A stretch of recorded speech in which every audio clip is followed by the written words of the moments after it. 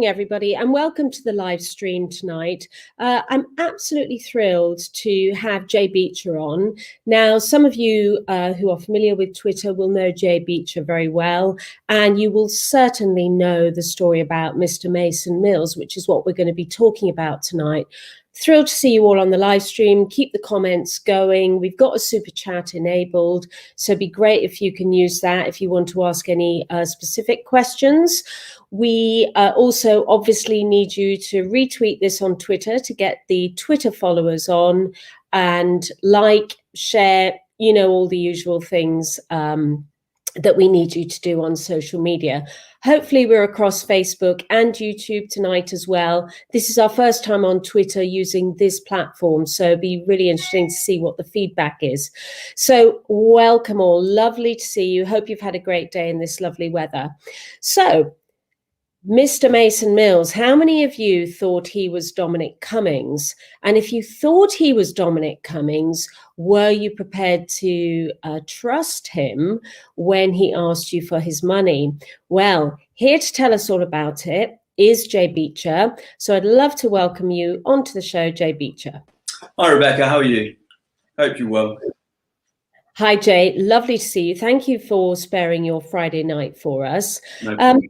First, for those of you, those of our viewers who don't know you or aren't on Twitter, just give us a brief background to why you are on Twitter and what you do on Twitter, more to the point. Yeah, so I was heavily involved in politics before and campaigning for Brexit, etc. So I work as a journalist and mainly expose left-wing fraud, corruption and vote rigging, to be fair. So I was heavily covered during the Peterborough by-election when I exposed that Labour were working and directly employing a convicted vote rigger.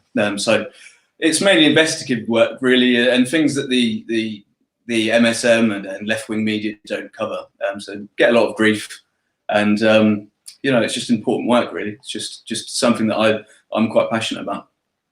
And you publish some of your work to your own website, don't you? Yeah, well, it's been covered by quite a few things. So the Spectator and the Times and quite a few, you know, the Express, etc. But the main thing I use is a site called Vote Watch. So it's votewatch.com. We're also campaigners, so we've helped to campaign to get, I don't know if you remember Fiona Onasanya, the Labour. Oh, yeah. Yeah, so we were official campaigners registered to give her the boot, basically, successfully. The same if you look campaigning against Lisa Forbes. We helped get her out of Peterborough, and we've generated quite a lot. So we've been mentioned and referenced in Parliament during debates. We're followed and shared by MPs and leading politicians. So yeah, it's going quite well. There's a lot more to be done, and to be honest, it's never ending, especially with Labour. So yeah, they keep me on my toes.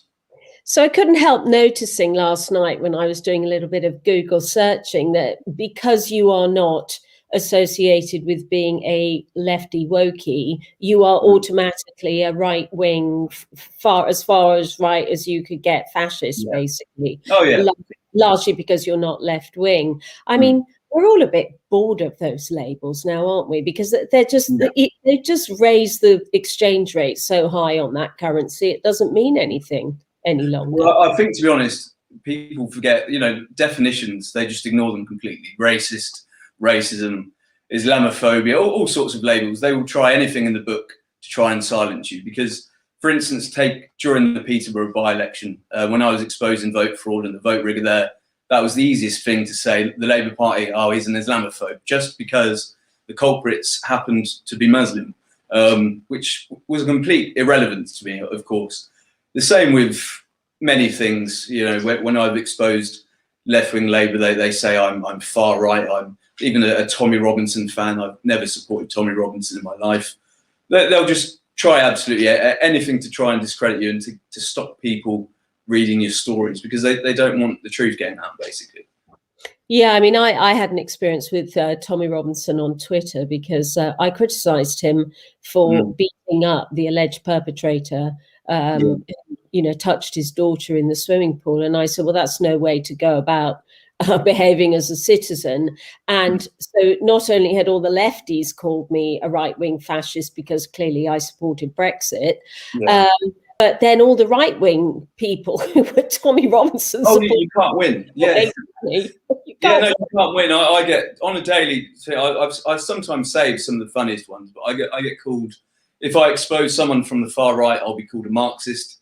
If it's from the far left, I'm a far right racist. It gets to the point where you get quite thick skin. I've had people confront me in the street. There's a circulated video of someone approaching me and screaming and trying to get at me and attack me and calling me an Islamophobe. And the question is that I normally ask them is, give me one example of anything I've ever said that's racist, Islamophobic, anything like that. They never can. And that's when you'll see their argument crumbles and they'll get even more aggressive. So I tend to you can choose. You can either let it stop you or just crack on. Normally, it's a good indicator that you're doing something right, to be honest. Absolutely. If you've triggered them, you're obviously on the right tracks. But let's move on to the big story, because this really has been quite a big story on Twitter this week. And I was first alerted to this by @PoliticalPig, who is an anonymous account, and hopefully we'll go on to discuss anonymity on Twitter. But so Political Pig gave me the sort of the heads up on this. Now, I have to confess that when I heard that Mr. Mason Mills was masquerading as Dominic Cummings, I thought, hang on a minute, I thought this other account was masquerading as Dominic Cummings. So it seems as though Dominic Cummings was a bit of a hot topic at the moment, particularly in Brexit. But when did your antennas first start twitching with this story?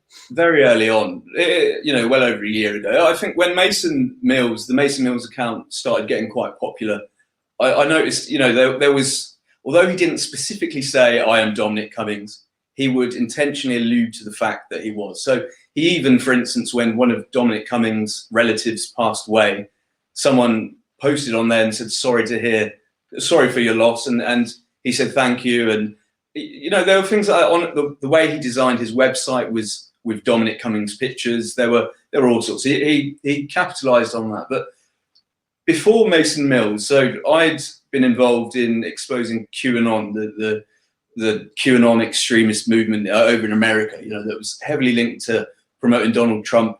I don't know if you know the ins and outs. It's a very bizarre conspiracy that basically lists everyone who isn't on the right of politics as a paedophile and a Satan. I was exposing that. I noticed quite similar, that there were parallels between Mason Mills and the QAnon account. So the QAnon story was a fabrication, that they were a government insider with secret information to divulge. So Mason Mills not only sort of used that theme, that trend, to make money essentially and to get a lot of followers, but he would intentionally, his posts they would start getting quite vague. So the predictions, or he would never put them out as predictions. It was always this is going to happen, and it wouldn't happen. The only things that he got right, I would look into, and he'd garnish them from articles in the press, or a lot of them are actually some word for word from the government website. So to people who some effort then to not so much say it, but to lead people to speculate, because for all the Brexiteers, we knew that Dominic Cummings wasn't a blue ticker on Twitter. Yeah. Actually, there was a lot of speculation about whether he was or not. So he did go to some lengths to masquerade. It was a big, a massive con. It was so I was formerly a Vote Leave coordinator, so I had got ways of double checking. So I thought, is there a slight chance in its earliest inception of his Twitter account? I wanted to work out, is there a remote possibility that Dominic Cummings is tweeting through here? I got confirmation that it's just not a possibility. But then, like I say, you read his posts, they were just nonsense. The fact a government insider isn't allowed to sell information anyway. We not just that, but like I say, if you look at some of the his strategies, the way that he promoted himself, he would never deny that he was Dominic Cummings. He would allude that he had inside information. All that inside information came from online, and he did get quite a lot of blue ticks. A lot of support, and it was mainly the curiosity aspect. It was, is this guy Dominic Cummings? There are even blogs, even today, that people still put out speculating: is Mason Mills, who we now know to be Miles Carter, is he Dominic Cummings, and is he working for inside government? And once again, it draws parallels with the QAnon movement, because it's very, in this climate, we don't trust the media. We're looking for alternative sources of information. It's very interesting and intriguing to think a government insider is secretly drip feeding us its information through Twitter. But the problem is, as I later found, he had nothing to do with Brexit, no campaigning for Brexit, no inside information with MPs. He wasn't only taking credit from actual Brexiteers and Leave campaigners, he was taking their money. He was giving them false hope, false security, and completely deceiving them for one reason only. It was just for their cash. So D has just posted on YouTube. Hi D. I kind of thought he was legit until he made a Patreon. Now that's a Patreon account. Now that's an account you can monetize, isn't it? Yeah. On social media. So he clearly went to some effort to not explicitly say I'm Dominic, but not deny an inference, or when saying things that by implication he had the inside track. I mean, sorry to interrupt. I mean, why would you, as if someone said to you, "I'm sorry for your loss," referring to Dominic Cummings, one of his relatives, you wouldn't say thank you. You wouldn't discuss that. You wouldn't go onto your website and put pictures saying that you're an insider, and then have Dominic Cummings and Boris Johnson. He also talked about, he gave false information when Boris Johnson was in hospital. He gave updates about Boris's condition, called him his boss, and the updates were nonsense. They didn't relate to reality in the slightest, but people lapped it up. Yeah, of course, because as you said a couple of minutes ago, people don't trust mainstream media.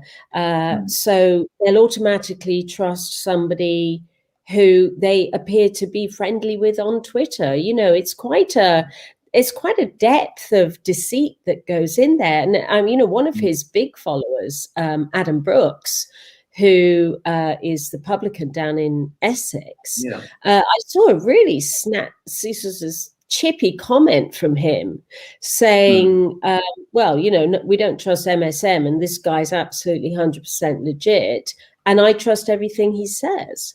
And Adam Brooks has got a big following, so that's quite big when somebody like Adam, Claire Fox, she's a big follower of his. There's other politicians that I know. Suzanne Evans follows him, but this isn't to say that she supports him or anything like that. But I think, like we say, a lot of people thought there was some truth behind it, and perhaps they hadn't seen the information on the government website. So, which, let's be honest, most people don't waste much time. It's not a fun activity to pop onto gov.uk or whatever and to read about the latest policies. So he would just regurgitate it. So like you say, he had a large following, still does on there. Obviously, a lot of people are moving away now, but easily stupid. With regards to Adam's a lovely bloke. It's like I said to someone yesterday, that they actually said, I feel really stupid and I'm quite naive. I've learned that I'm naive. And I said, that's not the case at all. Literally, anyone can be duped by something like this. If you're presented with normally something that you want to hear, we're more susceptible to that. A lot of it's confirmation bias as well. We look for things that we want to agree with and that fit our narrative. This chap was, if you look at his tweets, he would normally go by what was trending on Twitter at the time, and would just hit it out there, and that was it. And people just they could relate to it. So all of this interesting hi Ads, nice to see you. Really interesting to note that just shifting slightly away is people who have been deceived and are victims of fraudsters. they're no different to somebody who's had their house burgled. You know, No. you feel that there is a violation. It's a violation of your front door, your trust, you know, and you've allowed yourself to be taken in by somebody. Yeah. And, you know, I'm seeing all these names flicking up, like, well, Michael Gove followed him, such an MP followed him. Well, of course they do follow them, because not because they think he's Dominic Cummings, but because they follow him, maybe because they think he's a lunatic. That validates him on Twitter, doesn't it? Oh, That you've got lunatics following you. It's like you're validated. You must be real if Michael Gove is following you. But of course, you know, Michael Gove is himself a victim of this web of deceit, just like everybody is. But I mean, I one day I will talk to you about unvalidated IDs on Twitter. But just moving on. So, I mean, if just pretending to be Dominic Cummings, and as I saw one of the comments in the thread, I think it was Matthew, said, when he went onto Patreon, he then didn't masquerade or didn't imply he was Dominic Cummings. He kind of stopped doing that because he was monetizing his profile at that point. Already wrangled them in by then anyway. So exactly, because he has got quite a big following. So we have now this week heard that there were 3 counts of fraud and 1 count of money laundering. So it's 4 counts of dishonest offences, which he has pleaded guilty to. So he's admitted the facts as put forward by the prosecution. So can you tell us what the individual, the 3 fraud charges are? So I had been actually trying to get the police to investigate his Mason Mills account. And we did look into, you know, there were various different aspects and things that he was involved with, including the fake charity that I don't know if you'd noticed, he'd alluded to the fact, well, he didn't allude, sorry, he basically put a statement out in black and white saying that he had access to £1 million and that he would be dishing it out for people struggling during coronavirus, that it was a think tank. I checked into this, it's not registered. He basically just collected money from people and it didn't go anywhere. So the statement, the first statement to me from Northants Police was, the fraudulent activities of Miles Carter, who we now know to be Mason Mills, have caused his many victims to suffer significant financial losses, leading to untold heartache and stress. This is something that his diehard followers don't seem to care about at the moment. During our investigation, we identified more than 100 victims from around the world who were taken in by his various scams, not least because he took pains to create fake company names based on legitimate businesses and also used multiple aliases to draw people in, including making misleading and fake posts on social media, all in order to trick people into giving him their money. So that was the main, right, but they go on further, and today have confirmed Carter's illegal activities included setting up fake managed trading accounts and even a COVID-19 savings scam. That's in relation to his Mason Mills grift. So he gets fake trading accounts. So he takes people's money. He's not FSA regulated. No. And does he trade their money? Does he? No, a lot of it he pockets. So there was a company called Betway. It's a gambling company. It's a complete scam. What happens is, so he was heavily promoting that on Twitter. He actually said that he was working with GambleAware at one point, until GambleAware tweeted a reply saying this is fraudulent, and basically, you know, saying they had nothing to do with him. That didn't put people off for some reason. But what the gambling side of things, people would put money into it. They would gamble. When you went to withdraw, if you won, if you lost, they got your money anyway. If you went to withdraw, if you'd won, they would suspend your account instantly. So that there have been reports across the world. So he was involved in that. So it's basically, you think you're going to, you know, you'll think you're working with a reputable company and gambling your money, and it's all protected. It wasn't in the slightest. So that they actually say one victim, in regards to his COVID scam, one victim alone handed him over £50,000 after Carter claimed to be running a fund set up to help people through the global pandemic. And he was promoting charity then. So that fraud is masquerading as a charity and not being registered. I presume, you know, you would have checked out. He wasn't. Oh yeah, no, he's not registered. Commission. Clearly, he was just pocketing the cash. So how much? I saw that that person put 50,000 in, and then may have even put as much as 118,000 into that charity. Was that just a philanthropic donation to that? Yeah, they're not. These people are just genuine, decent people, you know, British people, and not just Brits, even, you know, people across the world. But so in total, what the police have identified, and this is just what they've identified, this isn't in relation to his Mason Mills grift alone, it's £500,000, just under £500,000, which is just astronomical. And when you think as well, the fact that what grates me the most, at first it started off with, you know, him duping Brexiteers, because I am very passionate about Brexit. The thing that really grates me the most is we're living through a pandemic at the moment. There genuinely are people who are struggling, that they're having financial difficulties, and yet he gave this fake lifeline. He made himself out to be this saviour who was going to be gifting this money and giving grants and whatnot to people across the country, families, struggling mothers. He didn't give a penny. And the people who donated, fair enough, this chap who had £50,000 can't have been struggling too much, but he's still a victim. But you've got to remember that some of the victims are just like ordinary people. They might be struggling too, but they see these and think, well, actually, I suppose I can spare a little bit of cash and help out single mums or people with mental health problems during the pandemic. And they've given money to him that could have gone to such people, but it's actually gone to Mason Mills' pocket. And we've seen pictures of him with Rolex watches and we have seen this in the pandemic, though, haven't we? That there's been you know, quite a growth in online scams. And I mean, what's interesting about this, and I'd like your take on this, is this, can you distinguish this from, say, the dodgy call from HMRC that says, you know, the inspectors are coming round tomorrow unless you put £5,000 in an account? Or, you know, is he different to the scammer who rings you up and says, we're from your bank, there's been a dodgy transaction, please put all your money into this account because it's safer? I mean, there's been a lot of that people talk about.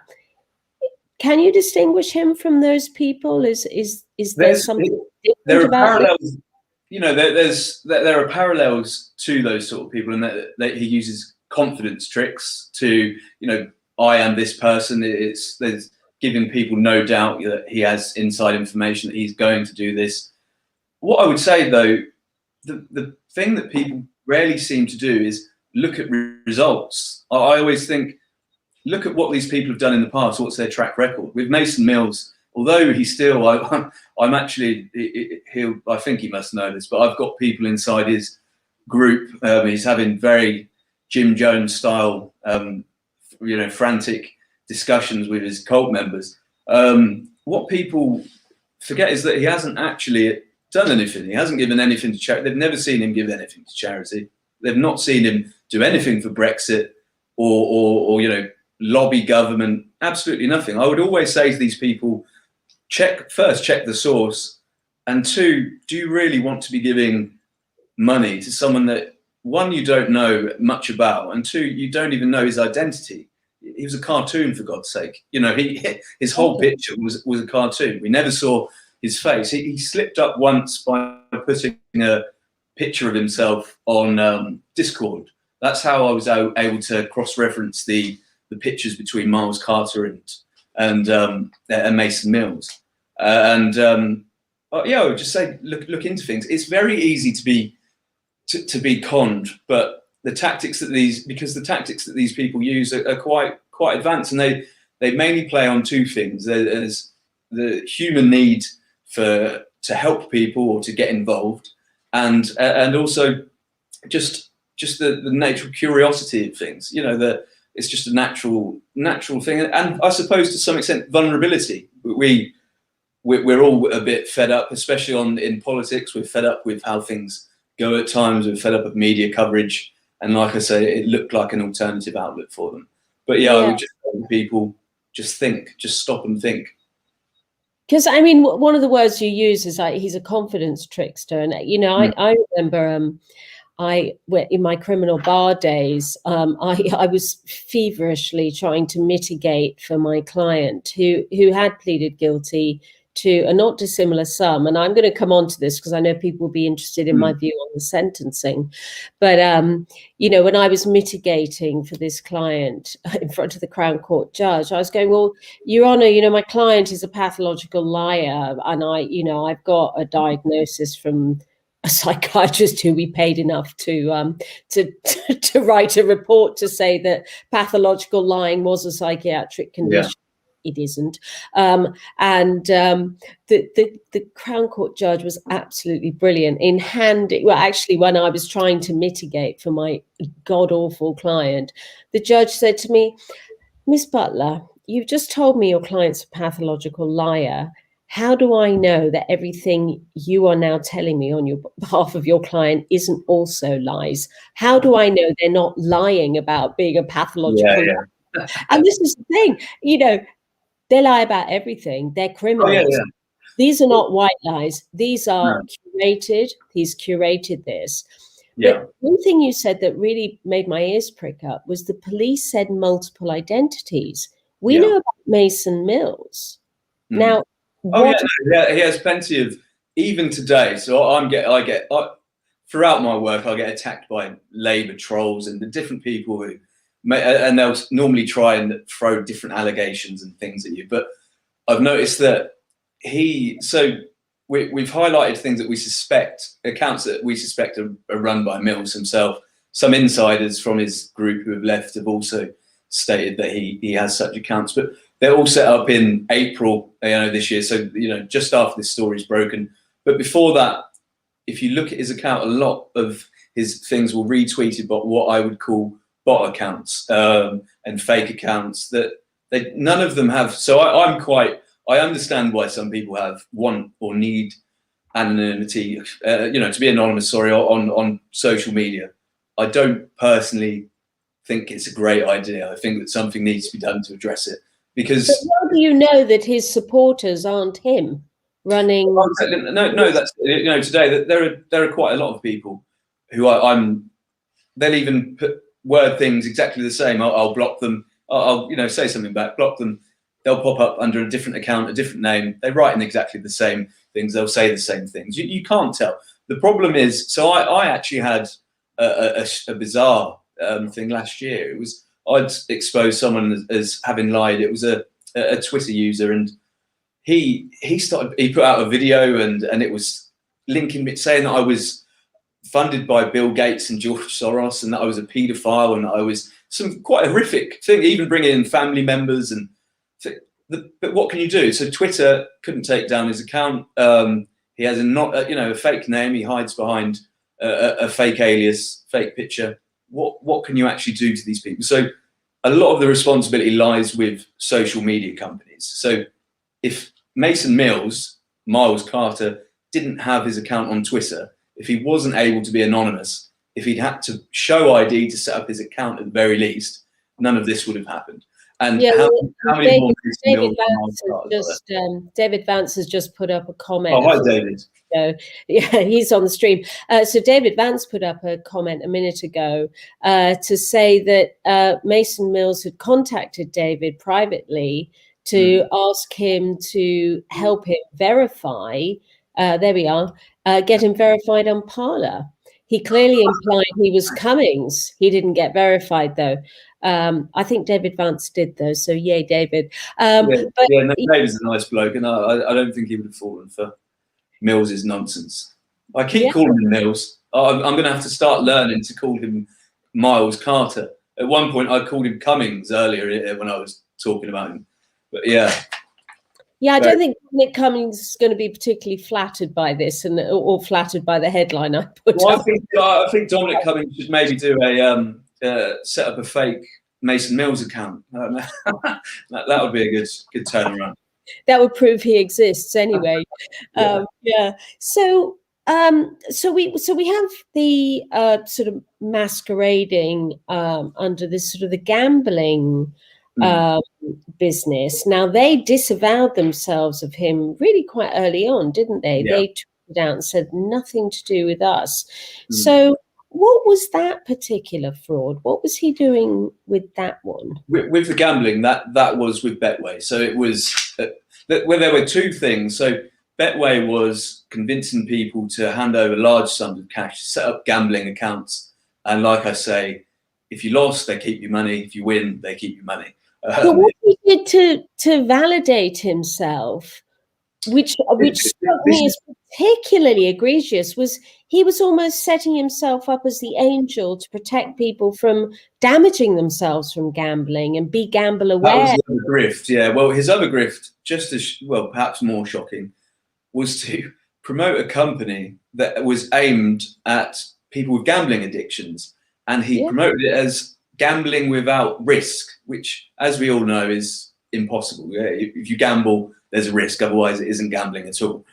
And basically, Gamble Aware got involved after he said that he was working with them and he was happy to be working with them, and said quite plainly on Twitter, this is fraudulent, and said, we don't work with Mr. Mason Mills. They didn't recognise him in the slightest, and just disavowed him. But you would have thought that would have raised alarm bells with some of his followers, because he was already involved in the Mason Mills grift. That was through his Mason Mills account, but it just didn't. The problem is that we see is, so I spoke to psychologists about QAnon, and like I say, there are parallels in this.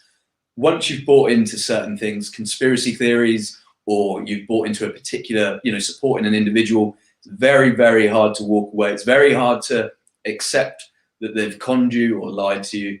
And it's also a bit of self-reflection. Some people see it as they don't want to admit that they feel that it makes them stupid, or that they should have, that it makes them less of a person. It doesn't in the slightest. On the other hand, you will get some people who have been brainwashed, and we have actually seen, and I've seen some tactics by Mills that have been very cult-like, very, very cult-like. So, for instance, telling people that any information that is contrary to his are by shills and people working for, third parties and secret organizations, so to speak, trying to shut him down. And these people will buy it because, they've bought in, they've paid, they've not only invested their money, but their emotions. And they have that attachment to it. They don't want to give up. Even now we're seeing still people die hard, ignoring police statements. I've even had people saying that the police are making it up. Mason Mills, I've got screenshots of him today saying that the statement by the police is wrong, that it only relates to, that it doesn't relate to COVID or any charities and the thing. Now, I can promise you that, obviously, as you know, working previously in law, the police aren't just going to make something up like that. He's just constantly, like I said, it does remind me of the whole Jim Jones scenario. He's really got his circle. He's trying to cling on to power. It's ego. There isn't just, there were two things with Miles Carter. It's money is the big motivating factor, but also ego.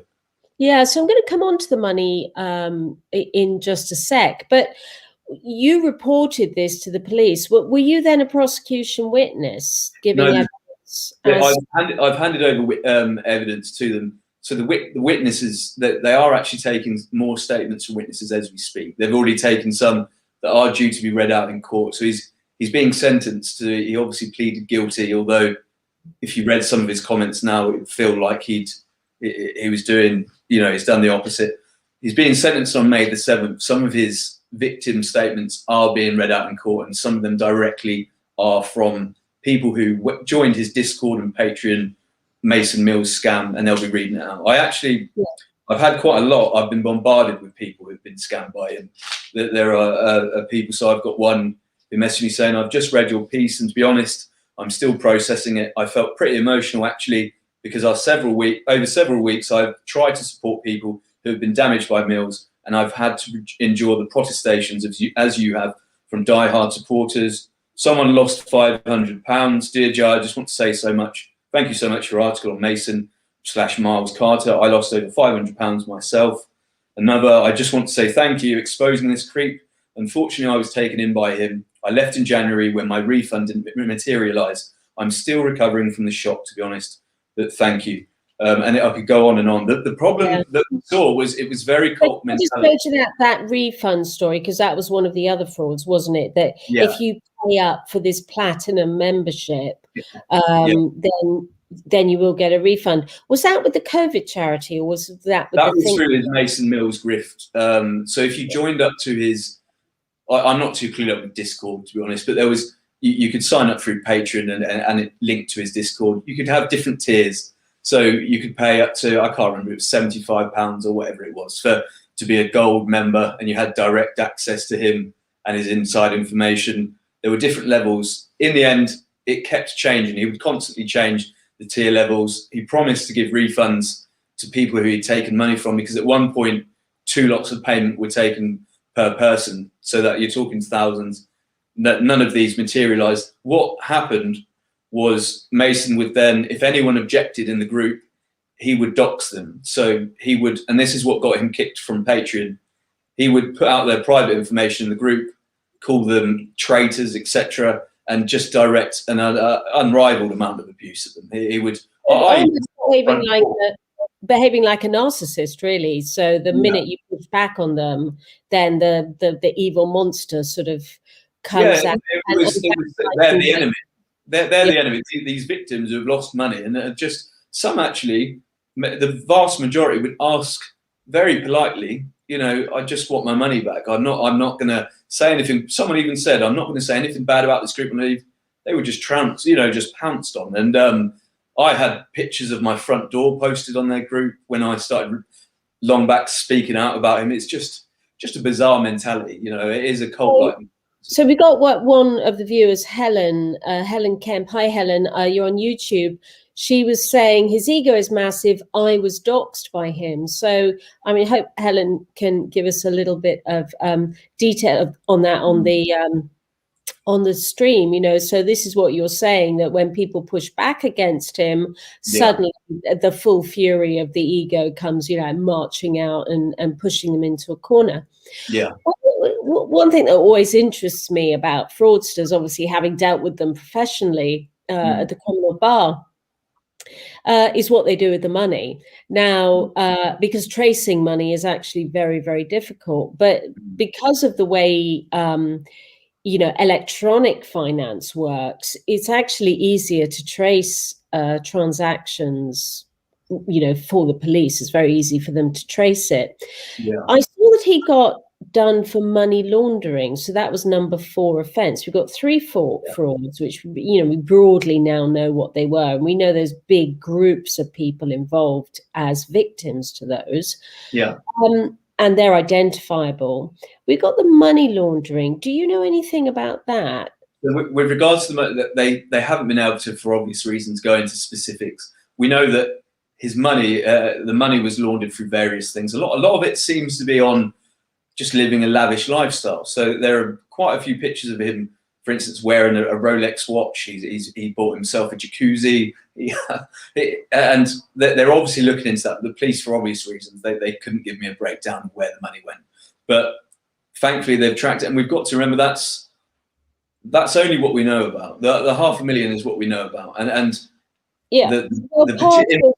part of the process is, I'm sure some of the viewers know this. And by the way, Helen, thank you. Doxed now downed, and he doxed my husband, who is also a serving soldier. So these are really nasty. It's horrific. Yeah, and you'd be surprised, because he managed the methods he used to essentially groom and then brainwash his supporters.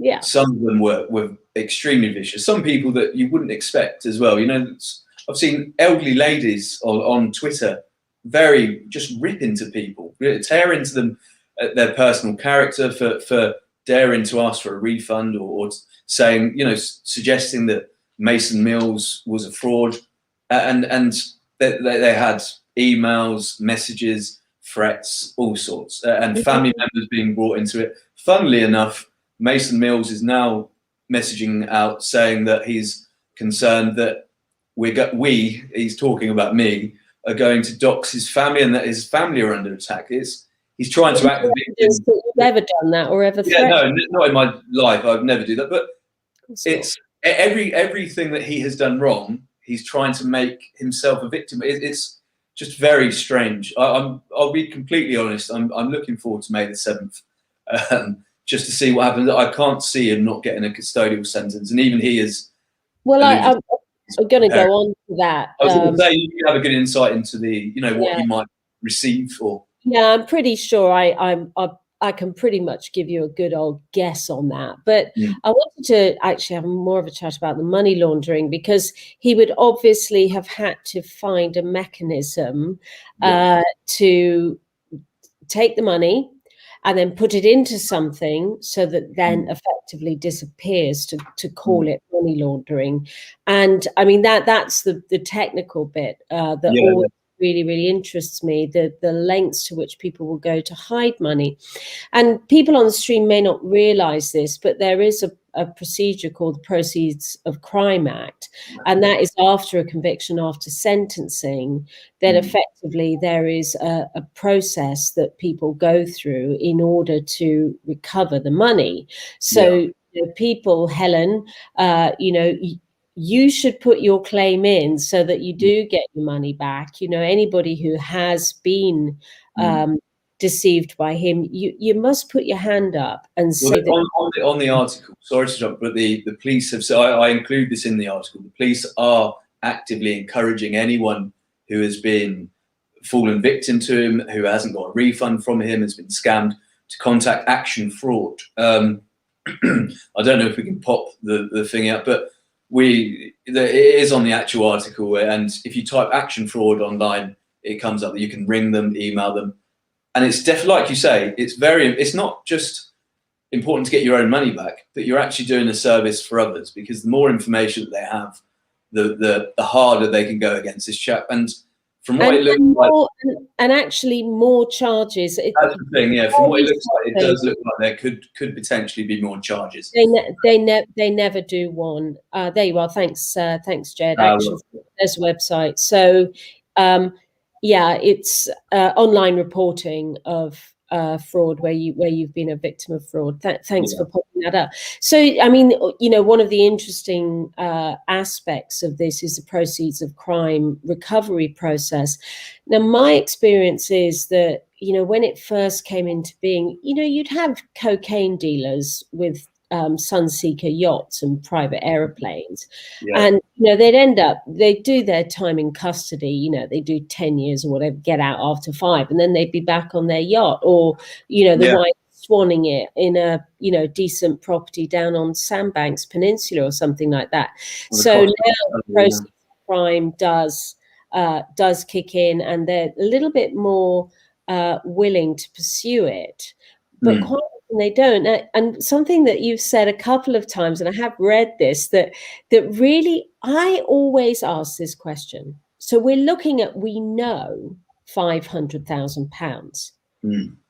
That's a lot of money. Okay, well, you buy a hell of a lot of Rolexes and jacuzzis.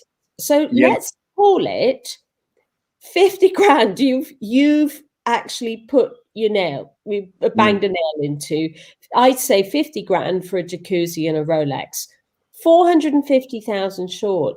Where is that money? Is that the money that was subject to, for example, a property transfer in Spain, as an example? Did he go buy a property?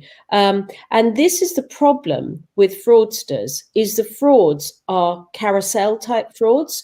So they, steal from Peter to pay Paul, basically. So sometimes the money looks bigger than it actually is, because it's a circular type of fraud. But quite often, in my experience, when you give a bit of daylight to these cases, as you have, and all credit to you for doing that, Jay, quite often other victims emerge.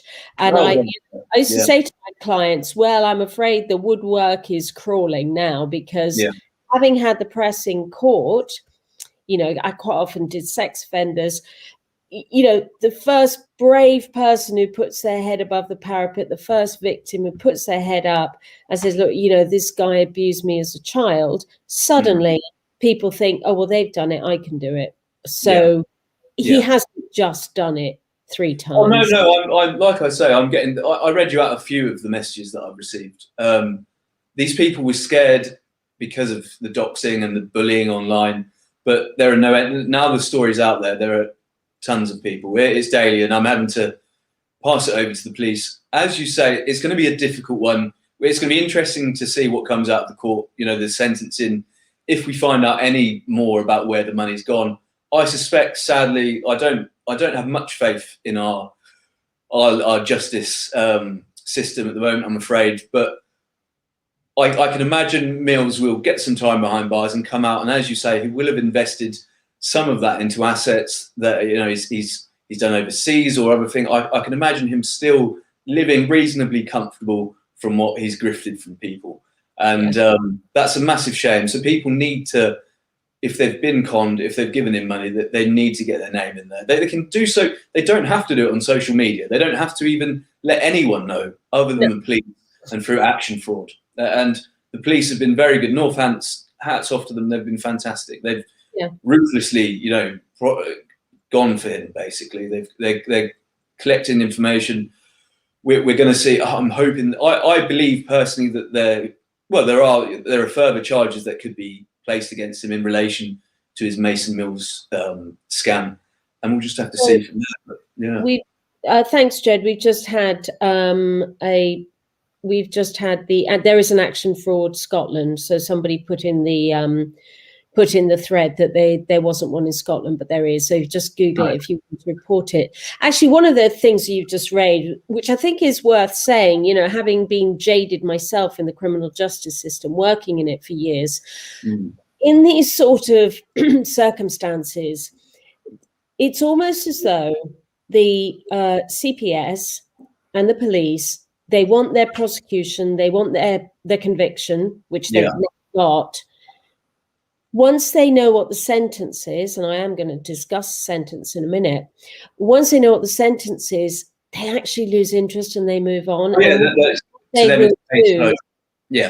will gather up all of them, maybe charge him with another, but then they have this system called TIC, taken into consideration. And if there are lots and lots and lots of £10, £100, so on and so forth, they will TIC all of those. So, and it's pretty tough, actually, on the victim, and they are victims. They are victims. Just as much as if you've been burgled or beaten up, you're a victim of crime. And it's really hard for victims because for all the reasons we've said, the shame, the how could I be so stupid, all those emotions people go through, they feel desperately let down, having had the guts to go through the process of contacting the police, writing a statement, proving their case, only to be told, look, we're not proceeding with this because we've got the big conviction we wanted. So I do always sort of put up a health alert on the criminal justice system that it does let a lot of victims down because they'll be interested in getting him inside. Unless something really big comes up, they're unlikely to get their conviction. So what they really need to do is make sure that they are there under the Proceeds of Crime Act proceeding. So it is important to get yourself in there. You may not get the conviction, but make sure you're mentioned in it. So going on to the sentence now, top of my head, I'm looking at this. 3 counts of fraud, £500,000. We're looking at about 100 complainants, 100 victims, and it's a global thing. All of these are all aggravating factors. What he did with the money is an aggravating factor. We don't know, but we assume they do. We then have the persistence and the planning of this offence. So it was a curated act that he did. We don't know how many identities there are. We know there are multiple ones. So we don't really know in other avenues he sought those 3 frauds, because he may have lots of other avenues like Facebook that we just don't know about here tonight. I'm looking at 7 to 10 years that he will get for this. I would be surprised if I'm massively wrong with that. Yeah. He's 39. I mean, you know, hard to say if he's got any mitigating features, and whether it's even his first offence. I don't know. We don't know. You know, so the lack of remorse might contribute to that as well, you know, because he's actually even today still mocking people who, and he doesn't realise that these are all being recorded and things, but he's mocked victims. And not only that, he's said that his Mason Mills site will continue. So I think it's like the last days of Rome. He's you know, in Hitler's bunker, or you know, he's just completely deluded himself. So that shows. How is he mocking his victims? What's he actually doing? So he's when people are talking about the victims and how people are upset, etc. He's openly saying on there, and we have it in black and white in his own writing, that, you know, that they're trolls. He's called them trolls. When he was speaking yesterday during his, I call it his Jim Jones moment, he was laughing and sniggering when he was talking about. He spoke for nearly 3 hours straight. That's a sign of a narcissist. But it was sniggering at victims.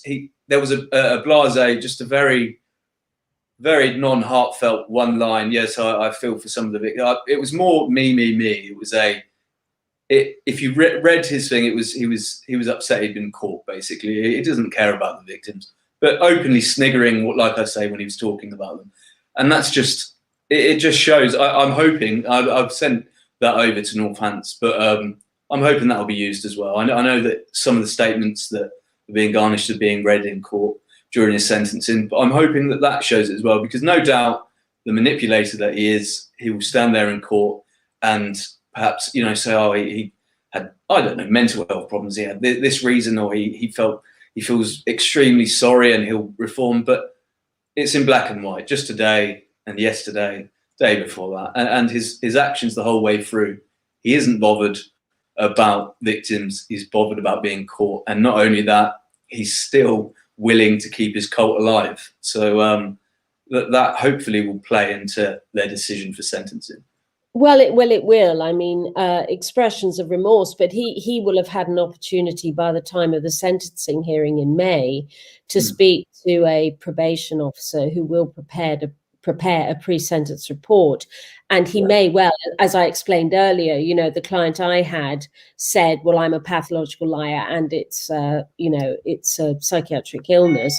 A judge dismissed that in the way I said. But, you know, the judge should be very switched on to the fact that she's looking at somebody who is, because I presume it will be the same judge who heard the guilty plea, that, you know, she will be saying, well, you're a pathological liar, mate. You know, how much can I trust of what you've told the probation officer about your remorse?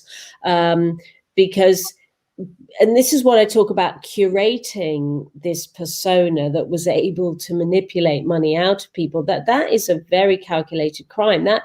That's no different to the Brinks-Matt armed robbery. That's no different to a terrorist offence or a sexual grooming offence, where you go to great lengths. And this is not an innocent person who gets in over their head. This looks like a targeted, opportunistic, and as I say, a curated image to multiple scams. You know, we're looking at multiple avenues he invented to con people, and not only that, you know, if you had an ounce of moral fibre about you, you would potentially, I don't know, if you'd scammed someone, you would expect him to maybe feel a bit of guilt, remorse, or to, I don't know, block someone who then started objecting. He didn't. He even went one step further to someone who's already suffering from the fact they've lost out financially and they feel duped, and the emotional side of it. He's then gone on the attack and directed even more abuse at them. So they've had that double whammy, and all this time of, I've even had people tell me that they've doubted themselves. You know, should I have left the group? You know, was I right in calling him a fraudster until this came out, you know, recently? But I mean, I did see the defense. the defense of some of, again, we don't know if this is actually him defending himself. We really don't know how much time this guy spends on Twitter. But, you know, I saw it wasn't a mea culpa. It was, you know, sometimes people make mistakes. And, you know, redemption should be there for all of us, sort of thing. It's like, it was just vomit-inducing words that he used.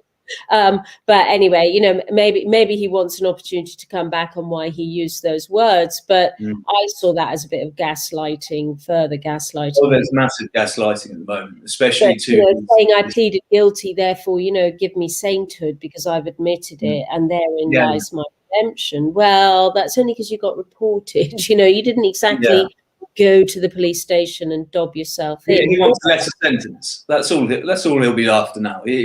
And like I say, if he did feel that, he would continue that narrative of apologising to people. Instead, he's gone on the counter-attack. He's called the police liars, called me a liar, and is telling his cult members that he's going to carry on the show. Basically, I think he might have even tricked a lot of these, especially. So you've got to remember, some con artists will. So his gambling grift, for instance, that wouldn't have given him much of an ego thing. But as soon as it came into politics and he was seen as a political figure, I think he's convinced himself now that he actually does have this influence. And like you say, perhaps some blue ticks have boosted his ego unintentionally, but he doesn't seem to want to let go of it.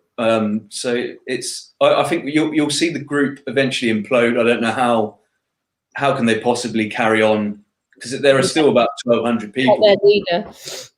Yeah, I don't. He's going to be tweeting from jail and saying that he'll have inside information on how HMP operate. But people will be delighted to know that he will definitely spend his first night in a Category A. So he will definitely be in nasty prison for a little while. You know, I've seen some people say he's been told to expect 3.5 years. Well, okay. I'd be interested to know what the stream thinks about this, but I'm going to go 7 to 10. Should we put bets on it through? Yeah. But not on somebody called Mason Mills Betway. But you know, interesting that he will, as a fraudster, he will end up somewhere like Ford to spend the latter part of the sentence, but the custodial part of the sentence, you know, if it's under 5 years, which I don't think it will be, he'll spend a half, and if it's over 5 years, he'll spend 2/3 in prison. But because he's a fraudster, he will probably go to an open prison at least for the last year. And a lot of people feel very, very disappointed by that. But which is why I keep stressing, go and chase your money, even if it was 10 quid. Chase that money, because it is yours, it's not his, and he is a convicted criminal. And anybody who is unpleasant on Twitter, they are only in the space you were a little while ago. They've not escaped from the orbit of this guy, and they're as much victims as the people who have already put their heads up. I would suggest to block them, to be honest. To save it, you could waste hours on Twitter, as I've seen some do today, fighting back and forth with people who have been. Because there are some people from his. I keep calling it a cult. I can't not call it, I'm afraid, a cult. But there are some of his cult members who are actively acknowledging the victims, etc., but don't seem to care, and they're now attacking other people. I would say you've shown them the facts. Block them, because you're only going to waste time, energy, and more emotion. Just at least now the truth's out there, he's going to get his comeuppance, and I'm hoping that you've got your figure. You know, I'll go with your figure of 5. Was it 5 to 9 years, or? No, I said 7 to 10. 7 to 10, even better. So hopefully he'll be in there for a long time. Twitter needs to take action. I've reported them to him. As we know, Twitter are very difficult to communicate with, so that needs to be taken down. Discord have alerted me and let me know. They let me this morning that they're looking into his Discord account, so that's likely to go. So his group will be gone, and hopefully, we'll just see him as the criminal that he is. Well, I saw Craig in Wales earlier said that he'd been reported today. I presume that Craig in Wales was the one who did report him. I mean, my concern is that, you know, at the moment with the coronavirus pandemic, we've got a lot of prisoners on remand, and prisons are full. And there is a chance, if this is his first offence or first 4 offences, there is a chance that he could have, because of coronavirus, he could have a suspended sentence. I doubt it. I can't see. I mean, obviously, because I don't know his personal circumstances, I don't know if there's any reason to suspend it. But the only redemption he has right now is, as you've correctly identified, is to show remorse. Query what Jay is when you're dealing with a pathological liar, but also repaying the money.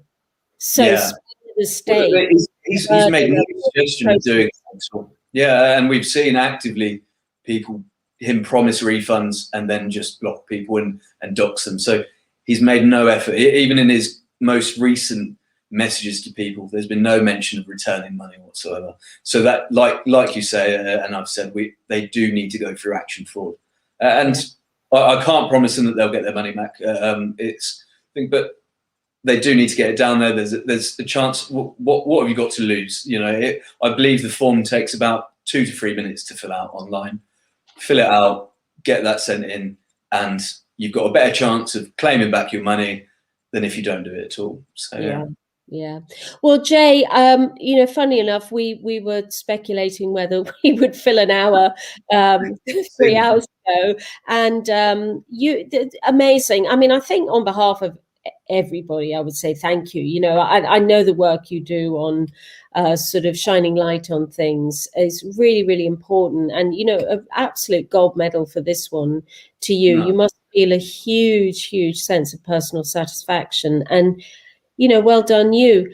Will you come back and tell me what the sentence was? Will you be there? Well, let's have a chat on, why don't we do one on, if you're free, on May the 7th, on D-Day. We'll do it on the day that he's actually prosecuted. As soon as it comes out, we can have a chat and let people know. Yeah. I've hung my professional reputation on the line. I just like to mitigate that. I haven't done crime for a few years now. I did matrimonial, so I'm just using my old sentence. Yeah, but you've got good knowledge of it. Yeah, I'll just mitigate now. But I'm going 7 to 10. What are you going on this one, Jay? See, I'm, like I said, I don't have much. Having just watched a documentary where a woman who had committed murder through domestic abuse of her partner getting 16 months, I would say, and this isn't an educated guess, you know, because you've got legal experience, I'm going with 3 to 5 years. Okay. I think he'll be serving about, you know, obviously half. I'd probably pin it to 3 years. Okay, you're 3, I'm 7, up to 10. Yeah. I'll see you on May the 7th, Jay. Thanks everybody on the streams. Really great comments. Very nice to see you both. I'm sorry that some of you have been victims of this crime, but really thank you so much for your contributions. And I'm sure, you know, if you contact Jay or me, and you know, if there's anything you want to say privately, probably best to contact Jay because he's, you know, got the inside track. But thank you so much. Thank you for using up your Friday night. I'm sure this was a story that sort of inspired us all a little bit in a fairly negative way. But anyway, Jay, thank you so very much. It's nice speaking to Rebecca. And good. It's goodbye for me. See you May the 7th. See you soon. Okay, bye everybody.